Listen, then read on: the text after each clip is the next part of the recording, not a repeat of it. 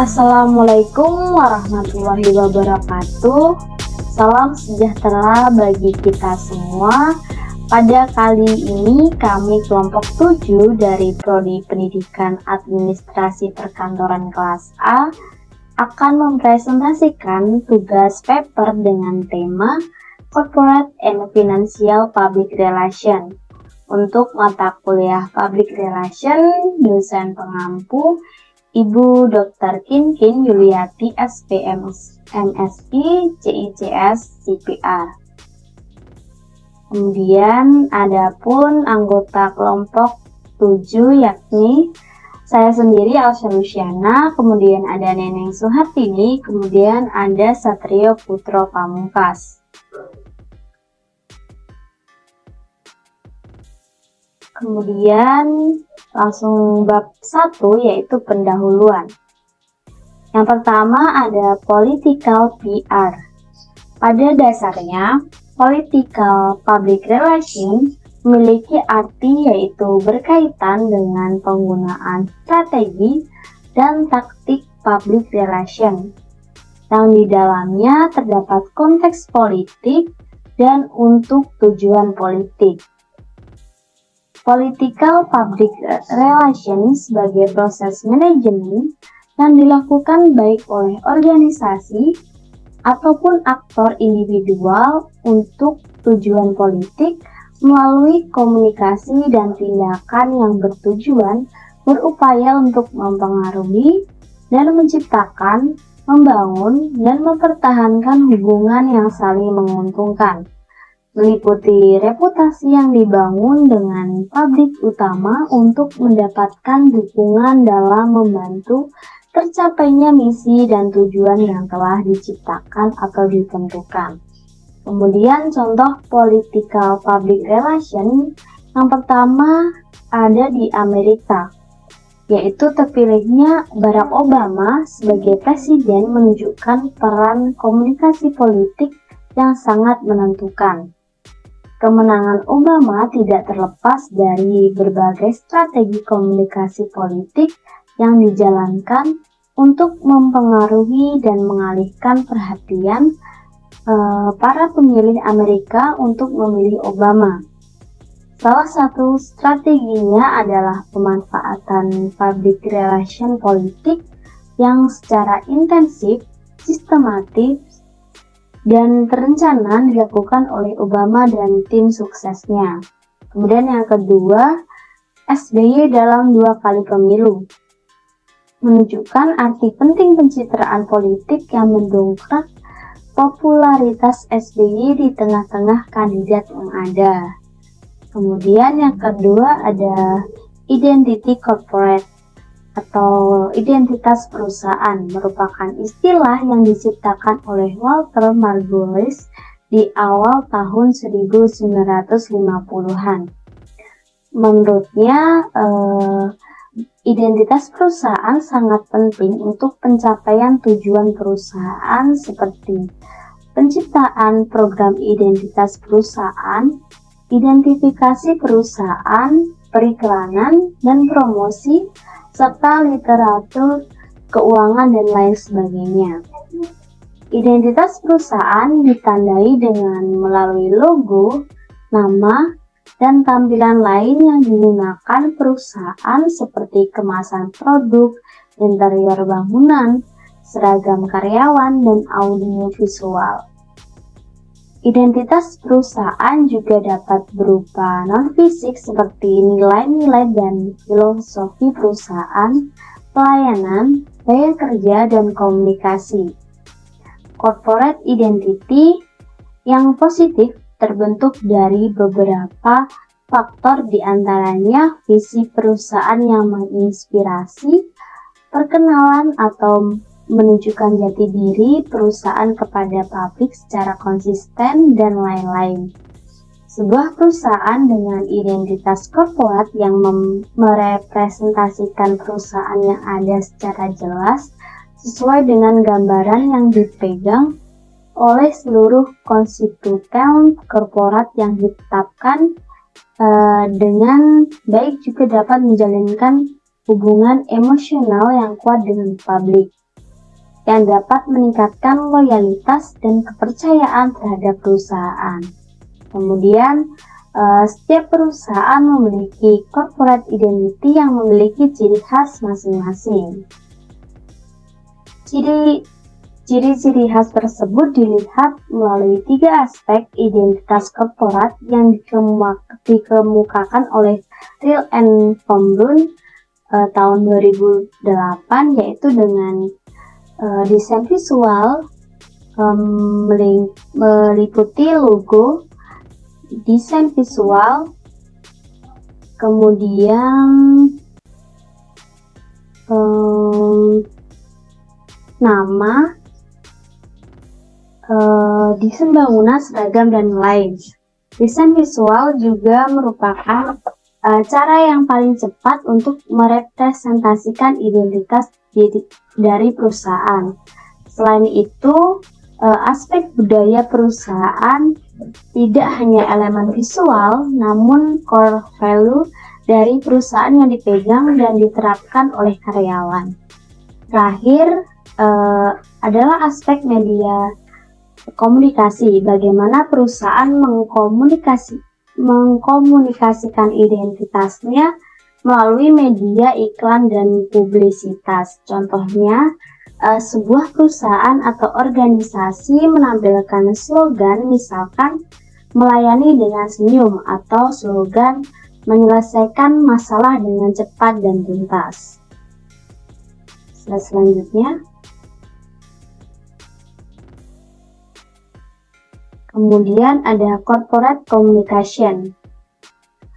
Komunikasi perusahaan merupakan suatu hubungan atau interaksi antara perusahaan dan masyarakat sekitar. Mengutip dari Van Riel 1995, berpendapat bahwa komunikasi perusahaan adalah instrumen atau manajemen yang dapat digunakan secara langsung dalam komunikasi internal maupun eksternal yang dapat terintegrasi secara efisien dan efektif untuk membangun hubungan perusahaan dengan kelompok di mana perusahaan bergantung, atau juga bisa disebut fungsi manajemen yang bertujuan guna menciptakan komunikasi yang efektif di internal dan eksternal organisasi. Tujuan komunikasi ini yaitu untuk memberikan persepsi kepada semua lapisan audiens bahwa perusahaan sedang ongoing dan akan terus menjadi perusahaan yang unggul dan berinvestasi, meminjamkan, membeli, menjual, dan bekerja. Hal ini menunjukkan hubungan investor, hubungan masyarakat, hubungan pemerintah, pemasaran, komunikasi karyawan, periklanan, identitas korporat, dan hubungan masyarakat, semuanya melapor langsung atau diarahkan oleh Departemen Komunikasi Korporat Pusat. Kemudian yang keempat ada the staff relation aspect. Aspek relation merupakan segala sesuatu atau prinsip yang dilakukan oleh staf karyawan di perusahaan.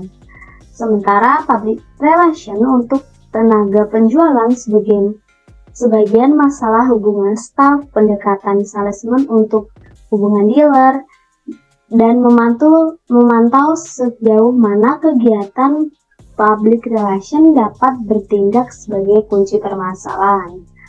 Nah, berikut hal yang dapat dilakukan untuk hubungan staf yang baik. Yang pertama adalah menjamu pelanggan dengan cara yang baik agar tercipta relasi yang sehat. Kemudian yang kedua, menjalin hubungan atau sosialisasi pada masyarakat luas, dengan begitu citra perusahaan terkenal. Kemudian yang ketiga, bekerja sama dan berkoordinasi untuk mencari media iklan yang pantas untuk perusahaan. Kemudian yang keempat, dalam menjaga reputasi perusahaan sebisa mungkin harus menghindari publikasi laporan yang kacau dan info yang tidak akurat. Berikutnya, kemudian ada dealer relation. Nah, pada dasarnya distributor relation tugasnya yaitu memelihara hubungan baik dengan penyalur, distributor maupun agen. Nah, setiap perusahaan yang bergerak di bidang pemasaran, baik produk maupun jasa, selalu menciptakan hubungan yang baik, selaras dan harmonis dengan pihak luar perusahaan lain. Salah satunya dengan pihak distributor dan dealer. Nah, dealer menjual dan membeli produk tersebut, dan karenanya mereka diketahui dari jenis produk yang mereka gunakan untuk bertransaksi, misalnya dealer barang antik, dealer mobil, dealer senjata, dealer barang seni, dan lain-lain. Nah, perusahaan kebanyakan lebih memilih dealer untuk menjual produknya karena untuk menghindari persaingan. Nah, tanggung jawab dealer yaitu untuk menjual produk dari perusahaan tersebut.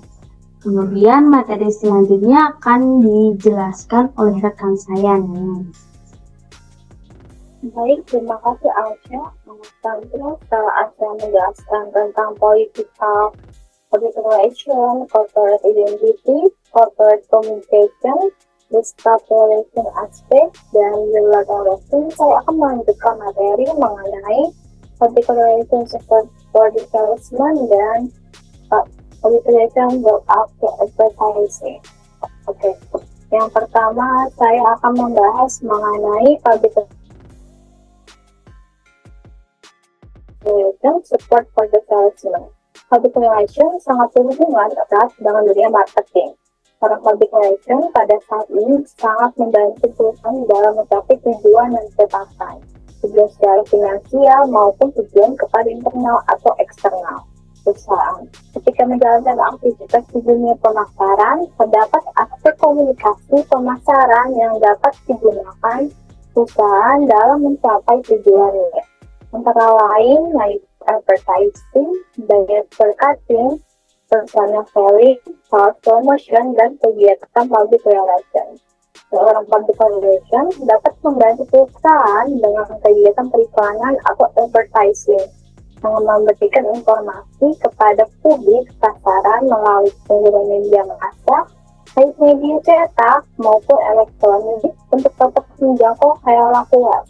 Melalui kegiatan pemasaran langsung atau direct marketing, seorang public relation dapat mengirimkan informasi secara langsung seperti direct email ataupun katalog pada konsumen dan target konsumen yang memiliki potensial yang bagus. Dengan melakukan kegiatan penjualan pribadi atau personal selling, seorang public relation dapat membantu perusahaan dengan mengunjungi secara langsung target konsumen yang dianggap potensial untuk dikunjungi. Oke. Dari beberapa komunikasi pemasaran yang dapat dilakukan oleh seorang public relation, ada hal yang paling penting dan tidak boleh dilupakan oleh perusahaan, yaitu kegiatan publisitas atau pengemasan atau biasa disebut dengan publicity. Dalam kegiatan pengemasan, seorang public relation harus dapat mengelola hubungan yang baik dan pandangan image yang positif mengenai perusahaan di mata publik.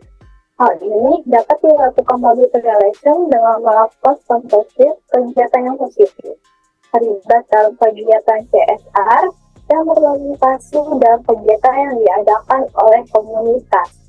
Melalui cara demikian, PR dapat menciptakan pandangan dan opini publik yang positif terhadap perusahaan, sehingga kegiatan public relation tidak hanya cenderung membantu kegiatan penjualan saja, akan tetapi dapat terus menjaga dan menciptakan kesan yang baik. Oke, yang terakhir yaitu mengenai relation up to advertising. Iklanan pada hakikatnya harus memiliki kesinambungan dengan program-program public relation, mempertegas ide dan konsep-konsep public relation. Bisnis atau perusahaan yang dikembangkan di era sekarang ini harus bisa dijalankan dengan baik, sehingga harus bersaing dengan para kompetitor lain. Salah satu usaha yang dapat dilakukan dalam membangun brand image maka dilakukan pengenalan produk atau produk berupa barang atau jasa akan dikenal masyarakat luas. Secara umum, public relation berperan dalam menjaga hubungan baik dengan audiens. Tujuan dari public relation dalam membangun iklan yaitu untuk memujuk masyarakat, investor, atau perusahaan untuk meyakinkan suatu pendapat terhadap profesi tertentu, bisa tentang produk, pemimpinan, maupun keputusan politik. Kegiatan berupa mencari press conference, kerjasama dengan pers, sehingga komunikasi dengan karyawan.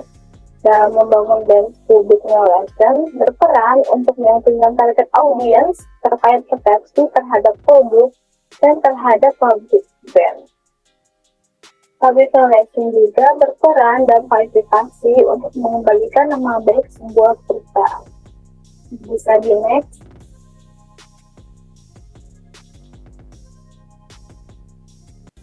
Oke. Studi kasus kelompok kami mengalami studi kasus yang berkaitan dengan materi ini, yaitu mengenai kasus Holy Wings promosi minuman beralkohol pakai nama Muhammad dan Maria dikecam publik atas penistaan agama. Saya akan menjelaskan kronologi dari kasus tersebut. Holy Wings yang sekarang berubah nama menjadi Supercorp sempat viral di beberapa sosial media. Pada Juni 2022, Holy Wings dikecam usai membuat postingan promosi yang bertuliskan miras gratis bagi setiap orang bernama Muhammad dan Maria, yang dimana banyak warga Indonesia menjadi emosional akibat postingan tersebut yang dianggap sebagai penistaan agama. Kasus ini bermula dari unggahan promosi minuman beralkohol gratis di Holy Wings untuk orang bernama Muhammad dan Maria. Promosi tersebut diunggah melalui akun media sosial Holy Wings yaitu @HolyWingsIndonesia dan Holy Wings Bars pada 22 Juni 2022. Keputusan tersebut ialah pengunjung bernama Muhammad dan Maria bisa mendapat alkohol gratis pada setiap hari Kamis dengan syarat menunjukkan KTP atau kartu identitas lain. Bisa di next.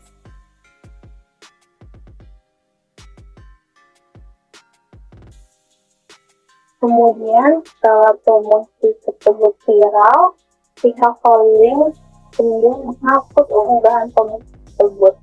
Pihak manajemen Holy Wings Indonesia menyampaikan permintaan maaf soal posisi tersebut melalui akun Instagram resmi Holy Wings Indonesia, yaitu @HolyWingsIndonesia. Tim manajemen mengaku tidak tahu dan tidak memberikan sanksi yang berat kepada tim semua. Berikut foto postingan mengenai permintaan maaf dari Holy Wings.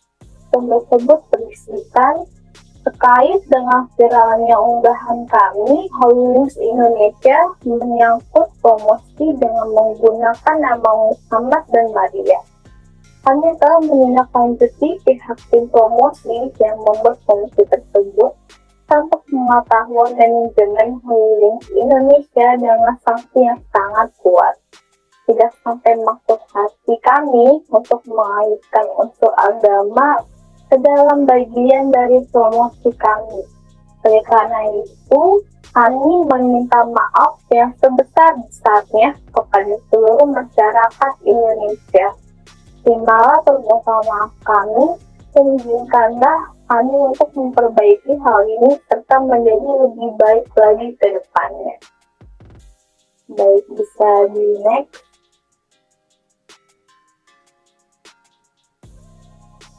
Nah, kemudian kasus ini dilaporkan ke Polda Metro Jaya oleh sejumlah pihak pada Jumat 24 Juni 2022. Di antaranya pengacara Sulan Kalijaga bersama tim Himpunan Advokat Muda Indonesia atau HAMI, Ormas Pemuda Pancasila, dan Komite Nasional Pemuda Indonesia atau KNPI.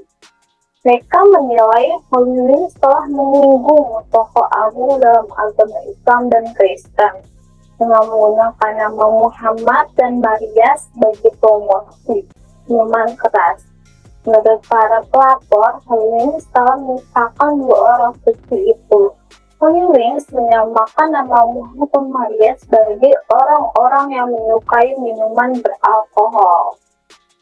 Kemudian dilansir dari Kompas TV, Polres Metro Jaya Jakarta Selatan menetapkan 6 pegawai Holy Wings sebagai tersangka dan menjerat mereka dengan 3 pasal sekaligus terkait konten promosi minuman keras atau miras yang menggunakan nama Muhammad dan Maria. Pihak Polda Metro Jaya telah menyita sejumlah barang bukti seperti komputer, handphone, hard disk eksternal, laptop, serta tangkapan layar akun bisnis Holy Wings. Polda Metro Jaya juga menyatakan bahwa motif penggunaan nama Muhammad dan Maria ini untuk menaikkan jumlah pengunjung ke outlet Holy Wings, khususnya di bawah target 60%. Seperti yang saya jelaskan tadi, ada 6 tersangka yang disebutkan.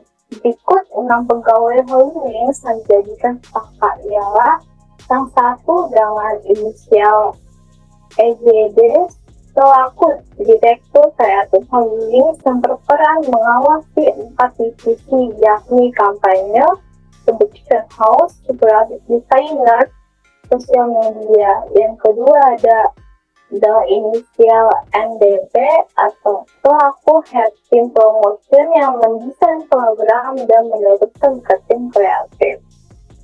Yang ketiga ada DAD sebagai desainer grafis atau desain visual. Yang keempat ada dengan inisial EA sebagai admin tim promo yang bertugas mengunggah konten ke media sosial. Yang kelima ada inisial dari AAB sebagai social media official. Dan yang terakhir ada dengan inisial AAM sebagai admin tim promo yang mengajukan permintaan untuk promo di Holy Wings. Bisa di next.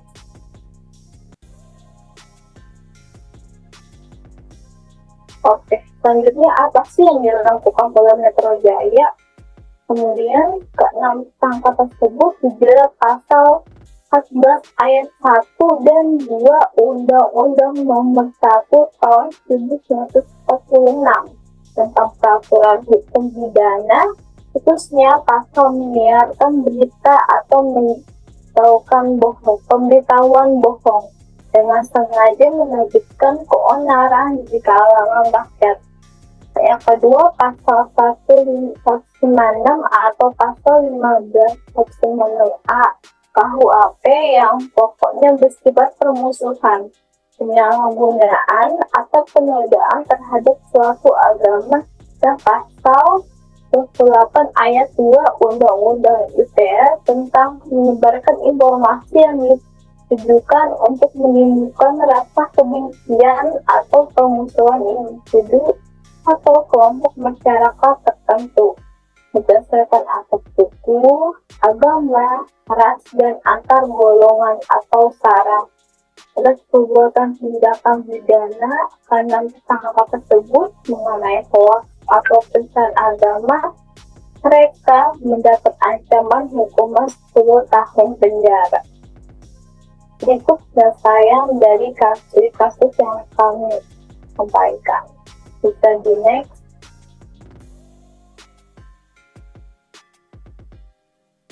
Oke, selanjutnya akan mengenai kaitan kok. Itu sama blog bahasan yang akan disampaikan oleh rekan saya. Baik, terima kasih atas kesempatannya. Yang selanjutnya akan kita bahas yaitu kaitan kasus dengan pokok bahasan yang tadi sudah dijelaskan.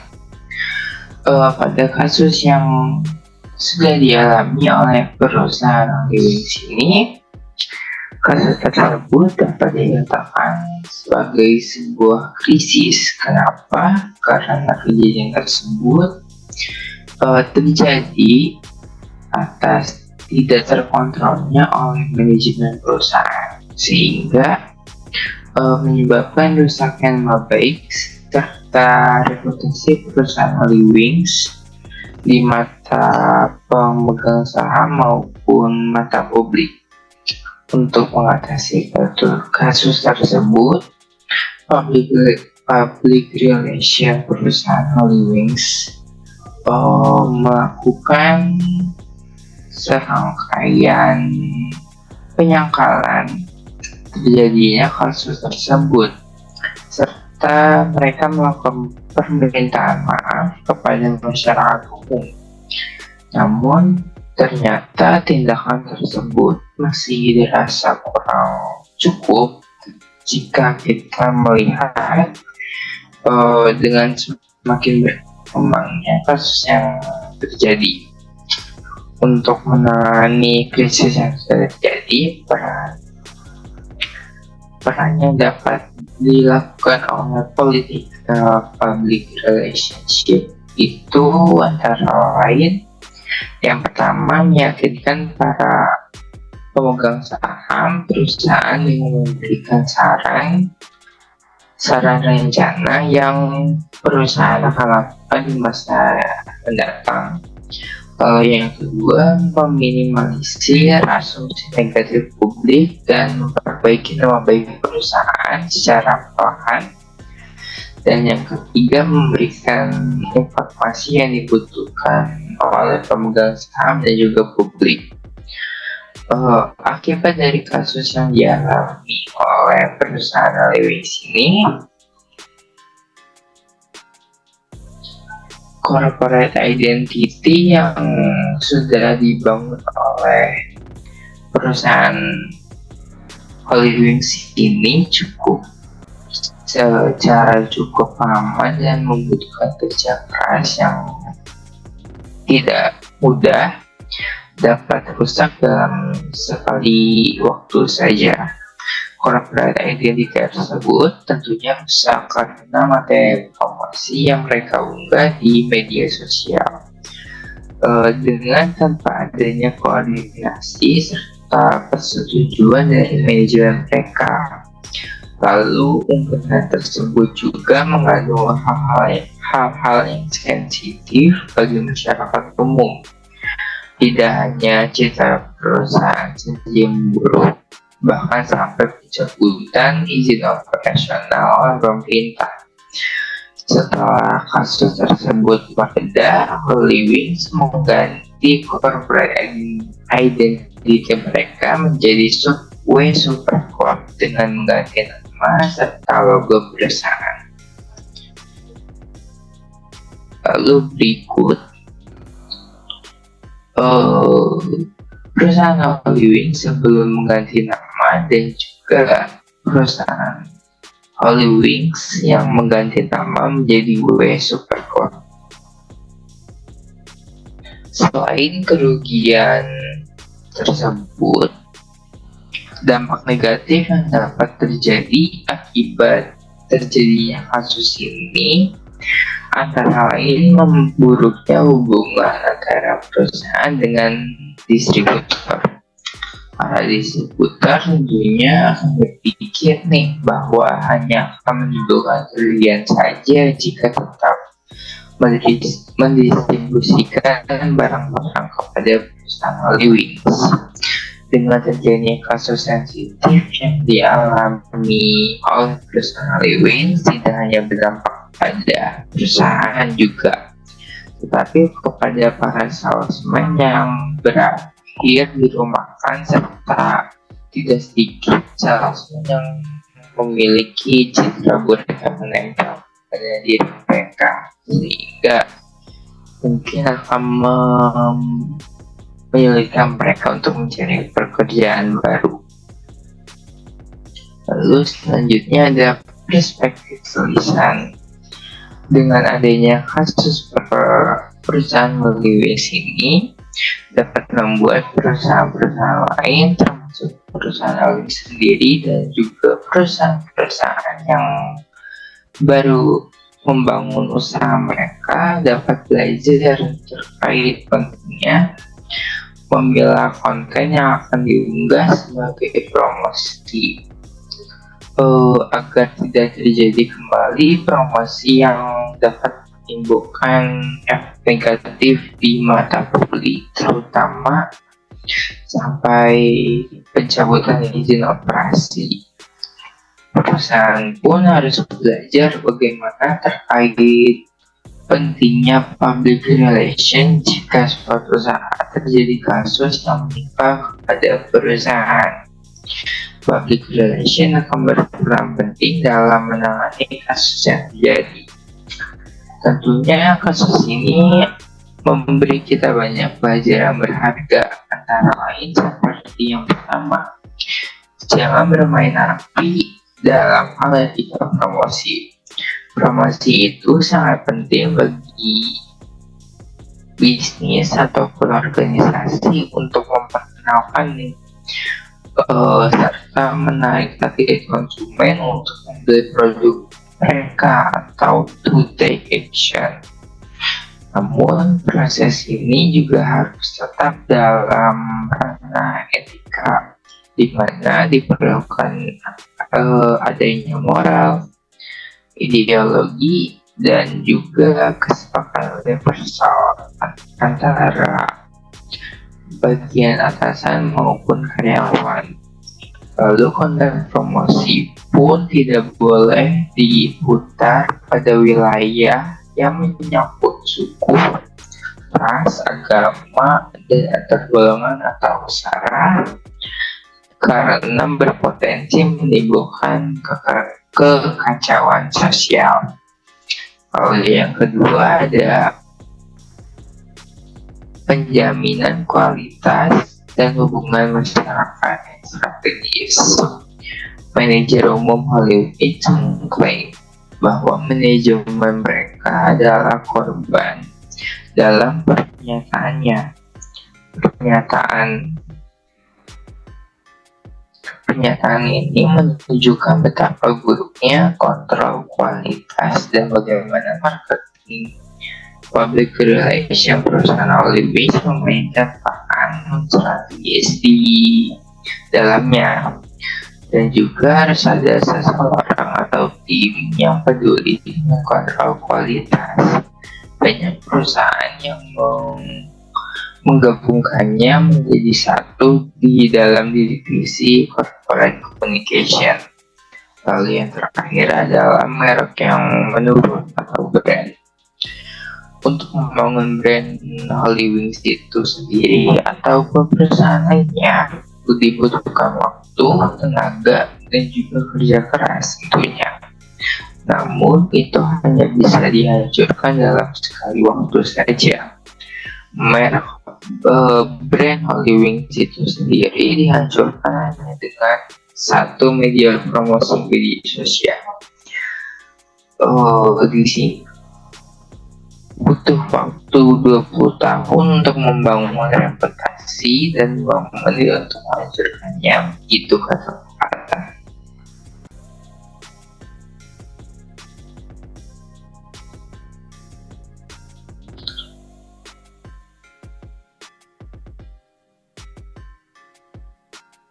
Lalu selanjutnya seperti yang sudah disebutkan di atas bahwa corporate public relation penting bagi perusahaan karena dapat jaga citra baik perusahaan. Karena menurut kami corporate public relation juga memberikan keuntungan untuk perusahaan seperti memberikan jasa konsultan kepada manajemen untuk menyusun kebijakan, prosedur, dan tindakan-tindakan yang baru saling menguntungkan bagi pembentukan iklim komunikasi baik pada lingkup organisasi sendiri maupun lingkup publik. Selain itu dapat membantu manajemen dalam dan dalam menanggapi pendapat publik, mengatur dan menekankan tanggung jawab manajemen dalam melayani kepentingan masyarakat, serta membangun dan mempertahankan hubungan yang baik dan saling bermanfaat antara manajer dan karyawan dalam perusahaan, sehingga hubungan tersebut akan menimbulkan suatu kesuksesan. Selain memberikan dampak positif, public relation juga efektif dalam beberapa hal seperti contohnya lebih menghemat biaya daripada penggunaan iklan. Namun demikian, seluruh konsep, strategi, dan teknik dalam rencana tetap bersama dengan bagian pemasaran. Konsep desain, konsep strategi, dan teknik menggunakan perpaduan nama atau harga atau price, produk atau produk, lokasi atau place, promosi atau promotion, hubungan masyarakat atau public relation, dan kekuasaan atau power. Perusahaan tentunya memerlukan berbagai keterampilan untuk menggunakan sumber daya public relation secara efektif, karena public relation tentunya akan menghasilkan dampak dengan meningkatkan kesadaran publik dengan biaya yang lebih rendah. Marketing di zaman yang penuh kompetisi seperti sekarang ini tentunya tidak cukup hanya dengan model pemasaran konvensional yang biasanya lebih sering dikenal dengan bauran 4P, yaitu product, price, place, dan promotion. Tetapi harus ditambah dengan public relation dalam menghadapi persaingan yang semakin sengit ini. Citra organisasi yang baik dan juga produk merupakan sebuah kunci utama untuk memenangkan hati konsumen. Jikalau organisasi atau produk yang diajukan itu tidak dikenal, maka akan sulit untuk melakukan adanya penjualan. Bagi praktisi public relation, kemampuan yang harus dimiliki merupakan kemampuan meyakinkan pelanggan dan mitra usaha kerja untuk negosiasi sehingga terjadi saling pengertian yang positif. Produk yang ditawarkan secara sistematis dirancang untuk menggunakan cara menjalankannya melalui pendekatan persuasif serta kelincahan saat bernegosiasi dengan perhitungan untung rugi yang terkalkulasi menggunakan teknik public relation untuk mencapai tujuan perusahaan, yaitu peningkatan financial corporate. Baik, selanjutnya kita masuk kesimpulan. Corporate Public Relation atau CPR merupakan bagian penting dalam suatu perusahaan karena bagian tersebut dianggap sebagai penyambung lidah perusahaan dalam mengadakan hubungan timbal balik dengan pihak luar dan dalam perusahaan. Jadi tidak hanya bertugas sebagai a channel of information atau saluran informasi dari perusahaan kepada publik juga, tetapi juga merupakan saluran informasi dari publik kepada perusahaan. CPR atau Corporate Public Relation bertanggung jawab terhadap pencegahan dan pemecahan krisis yang dapat mematikan perusahaan. Maka dari itu pekerjaan ini merupakan membutuhkan kedekatan antara corporate public relation dengan pemimpin puncak dan memerlukan dukungan penuh dari pimpinan puncak atau pemegang saham mayoritas. Seperti contoh pada kasus iklan miras Holy Wings, terjadi permasalahan antara corporate public relation perusahaan tersebut. Dilihat dari pernyataannya bahwa pihak manajemen tidak mengetahui konsep promosi yang akan diunggah di media sosial mereka, karena konsep promosi tersebut menunjukkan bahwa lemahnya quality control dan peran marketing public relation yang tidak strategis pada perusahaan tersebut. Tidak hanya citra perusahaan saja yang memburuk karena dikejam oleh beberapa pihak. Omset pendapatan yang menurun, bahkan sampai pencabutan izin operasional pemerintah. Setelah kasus tersebut mereda, Holy Wings pun mengganti corporate identity mereka menjadi W Super Club.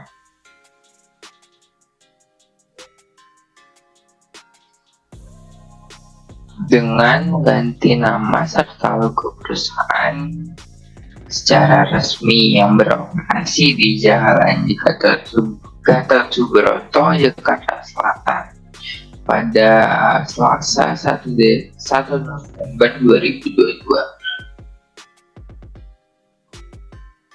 Terus selanjutnya masuk ke saran yang dapat diberikan dari kelompok kami. Dilihat dari besarnya dampak yang sudah dirasakan oleh perusahaan Holy Wings akan kasus promosi tersebut, untuk kedepannya Holy Wings harus benar-benar memperhatikan setiap kegiatan yang terjadi pada perusahaan, khususnya yang berkaitan dengan promosi, karena hal tersebut bukan hanya dapat membuat citra perusahaan menjadi lebih buruk, tetapi dapat membuat perusahaan mengalami kebangkrutan. Kasus iklan miras ini juga dapat dijadikan pembelajaran untuk perusahaan lain maupun perusahaan-perusahaan yang akan memulai usahanya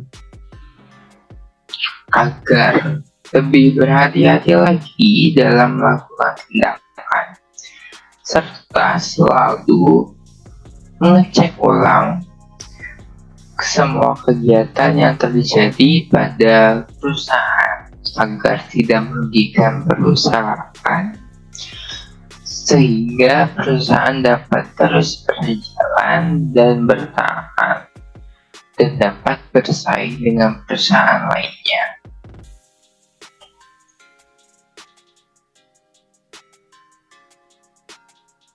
Baik, mungkin itu saja yang dapat kelompok kami sampaikan pada kesempatan kali ini. Kurang lebihnya mohon maaf. Wassalamualaikum warahmatullahi wabarakatuh.